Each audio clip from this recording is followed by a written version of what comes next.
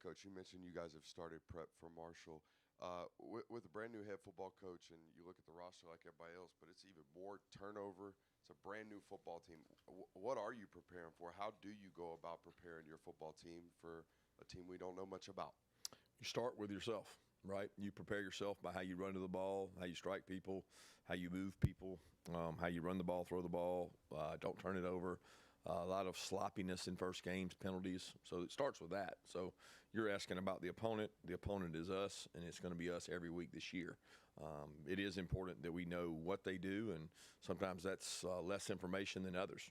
They've got an interesting staff makeup of guys from all over. They got an interesting roster makeup of guys from all over, some of which they couldn't control because they had a lot of guys leave after the head coach left. So, we've got individuals from all over. I don't know that I've ever seen a roster that when we write on the depth chart transfer, it's 3 deep transfer, 4 deep transfer, 3 deep transfer, all these spots, a lot of transfers. But that's more and more evident all over. Probably the first games all over the country this weekend will be a lot of guys figuring out, like, well, who's in that spot? Who's in that spot? Nobody has a clue who's in those spots. The less teams are in the spotlight, the less you'll know. But, again, it'll be probably more of an adjustment from the kickoff to the first quarter than most games, but it'll also be about us. Yeah, we'll have a chance to talk to Jordan Hall here in a little bit. What did you learn about him last year as he fought through those injuries, and just what has he done in the lead up to this season? Yeah, his resiliency pops out at me. When we talk about our DNA traits, one of them is always that. He embodies that. He it was this time last year that we found out he had a tibia basically fracture and had to put a rod in. And then right after we got a rod put in his lower leg, he found out he had to have one in the other leg. So it really set him back. And it wasn't just the injury that set him back. It was the combination of both those happening at one time. You can usually get by with one leg maybe not being 100%, but when you're dealing with both legs, he deals with a lot of pressure and force when you play that position. You're taking on two guys, 25% of your snaps. So there's a lot of pressure on those double teams. And Jordan's just number one, he's bright. Number two, he cares. He's passionate, and he plays really hard. Coach, you mentioned the depth chart. I know we don't have one for our purposes. How fluid is that, and how much competition is there still within the team? I was telling guys just the other day, there's 3 more games before the game, one today, one tomorrow, and one the next day, and those opportunities are really valuable in terms of where guys rep, where guys will play. We've got position battles they don't go on till the game; they go on through the whole year, because I value Monday, Tuesday, Wednesday, sometimes Thursday of practice weeks probably more than some game reps. So we've got a lot of good battles going on, and we have a saying around our place: if you're going to play winning football, we want to play you. So we're looking to have as many guys as possible above that winning threshold line, and that's the goal, to play all those guys. Yeah, Kirby, you mentioned Jordan, but how would you kind of assess the defensive line going into the first game with so many new faces, guys taking on bigger roles, and what can you learn about that group from actually playing in a game as opposed to a practice or a scrimmage?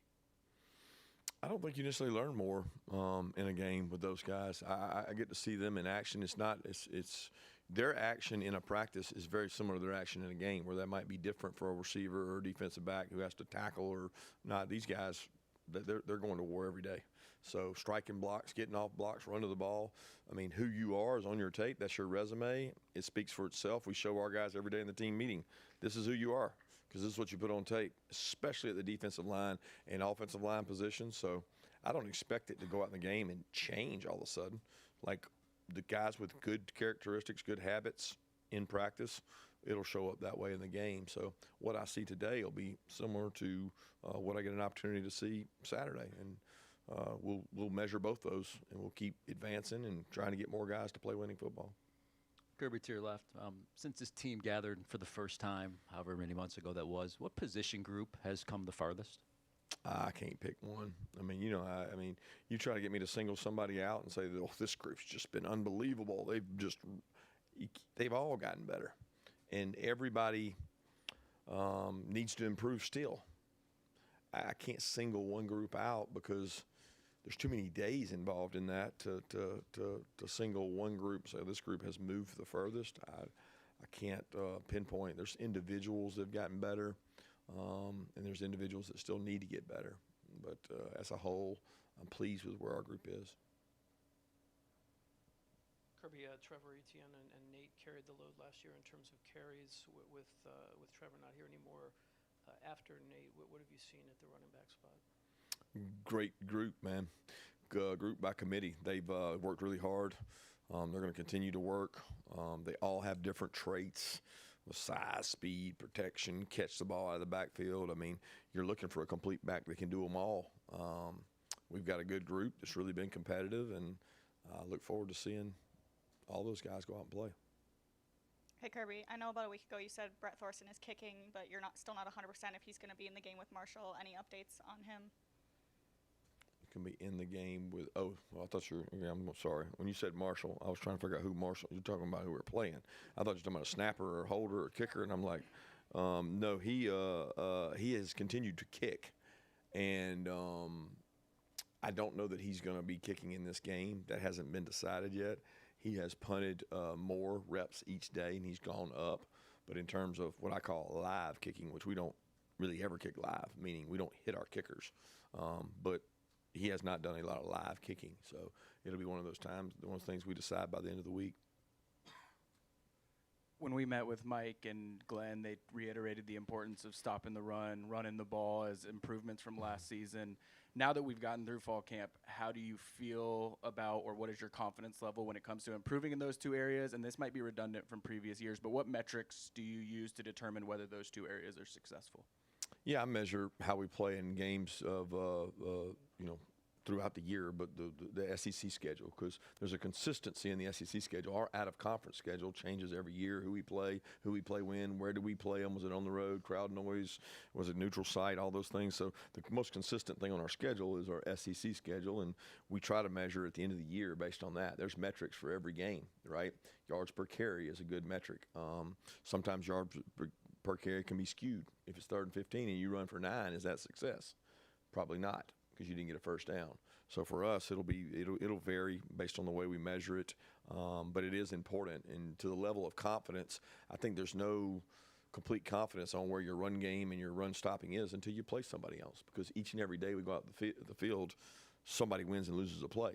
So there's confidence gained, confidence lost when you're against each other. Hi, Kirby. Talking with Cash a little bit after this, what in your mind is the next step for him?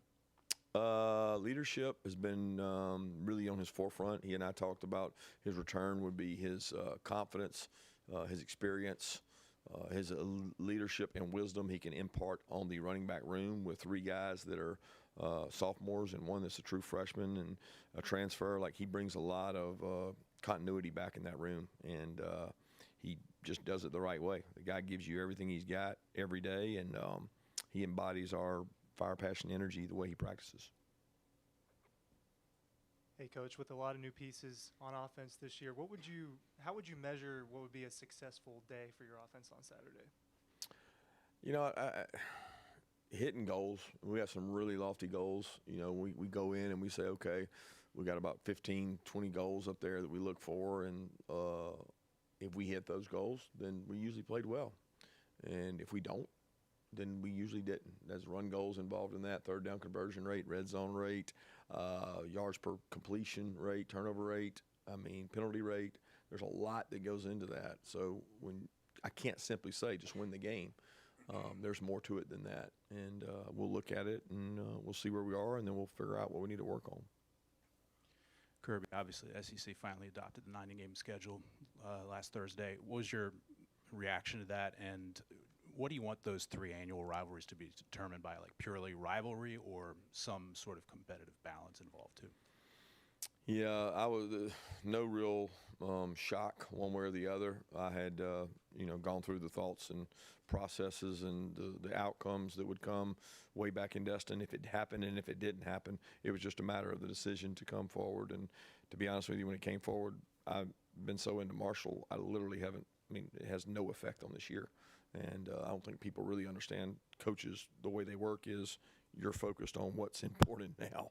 Like, what are we dealing with now? That is not of importance to me right now. And there's no, I don't have any control over the outcome of it. As far as the balance of the 3 games or the preference of the 3 games, you know, I don't really have a preference on that. You know, I do think traditional rivalries are important. I enjoy those, having been a traditionalist and grew up in the state of Georgia, but I don't, you know, no one way or the other. You got to win the games you play, man. Kirby, do you go into this? Kirby, do you go into this game with a plan for a number of quarterbacks that you would like to play, and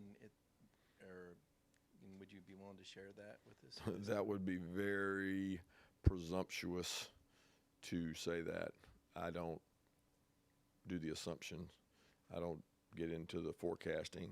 I get into what do we have to do on each play to be successful, and that's basically what we're thinking about right now is how we can be successful offense, defense, special teams in this game. Yeah, you mentioned competitions going through the first game into the season. What have you seen from those guys competing at guard, where you've got Calhoun, Gaston, Micah, all those guys, and do you anticipate potentially rotating those guys on a regular basis once the season gets going? Yeah, those guys have really been competitive and gotten better. I mean, we've had young players show up, play well. We've had old players have days they play well. They've all had some nicks and bumps and bruises. Some guys have missed a little time in that guard competition. But, I mean, it's continuous, right? It's not even about this game and how we're going to play them this game. It's about today and how we're going to play them today and how we're going to practice them and keep getting guys better. Kirby, can I get your thoughts on when you decide to play a freshman, especially early in the year, game 1? Are you excited that you have a guy who can step in that early, a standout player, or are you a little more disappointed that you don't have a guy like an upperclassman who locked that spot down? And what do you tell the freshmen going into that? Yeah, it's more is what it is for me. I mean, it's it's like the glass of water. Is it half full, half empty? It's just a half glass of water. It's not half empty or half full. I mean, I don't look at it and say the freshman's there. Is that disappointing? Is that promising? I look at it as it is what it is. Who's the best player that gives us the best chance to win, that can go in and be the most effective? That's simply it. And what do we tell them? Tell them to go do what they did in practice, because if they're out there for us, they earned it. They didn't get anything handed to them.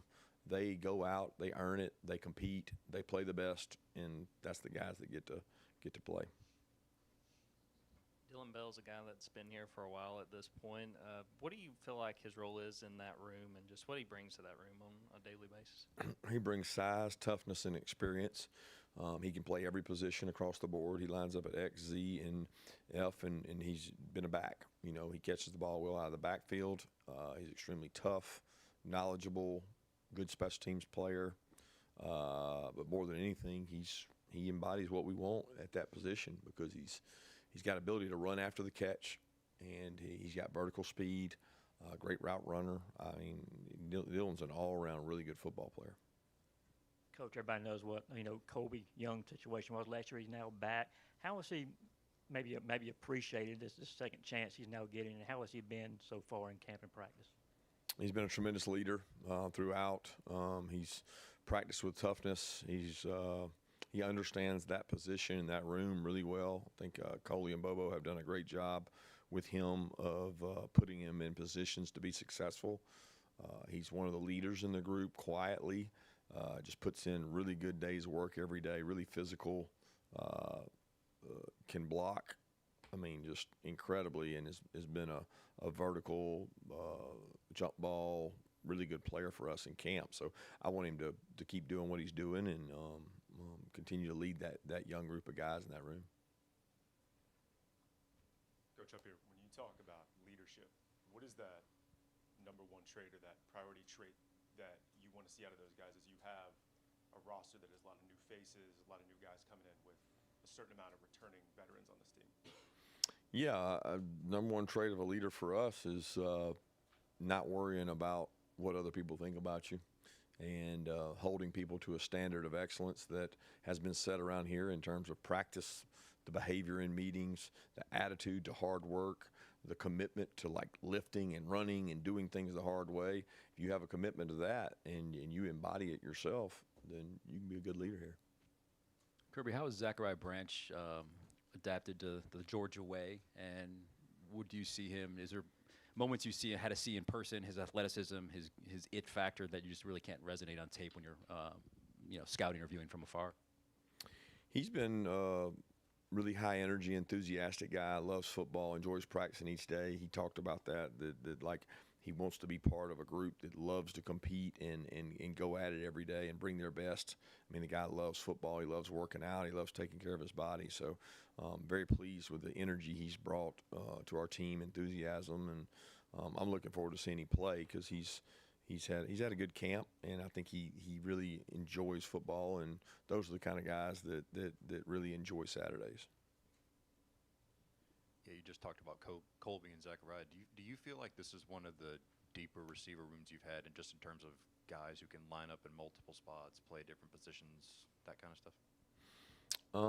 It's hard to compare it from year to year. Certainly guys in that room that are contributing in many areas. Like when we look across special teams and we rank players on our team just based on special teams, there's more receivers in the top 85 players than there has been in the past because there's some good football players in there. But I'm proud of the group, of what they've done so far, and I think they want to go out and prove it and put it on tape. Yeah, Coach, I feel like the scouting world and the world at large kind of figured out Mike Green was a great football player last year. Is there anybody on this Marshall roster that you've had to make your football team aware of or that we should know about? Well, I think when you look across the board, there's so many different guys coming in and going out. It's really hard. You start with the quarterback position where they may play multiple guys. They've got, when you look at their history, they've got guys that can run it, guys that can throw it.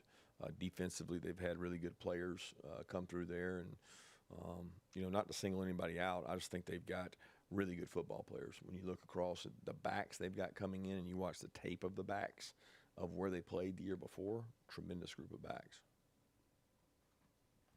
Coach, I know last season you kind of lamented the fact that there weren't enough reps for the 2s and 3s at the end of some games that, everybody outside thought might be blowouts. What's your message to those first guys out there about you're doing this for your brother so he can get on the field and play?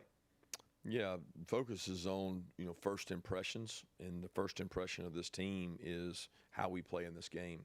And, if you can play winning football and we think you're a really good player, we're going to try to play guys in this game regardless of where they sit on the depth chart. We want to play the guys that can be rewarded and play winning football consistently, but they do that by what they do in practice. It's not about 2s and 3s. It's about our ones going out competing and playing really well, and we'll see how it goes. Time for one more question if anyone has one. Okay, Coach, thank you.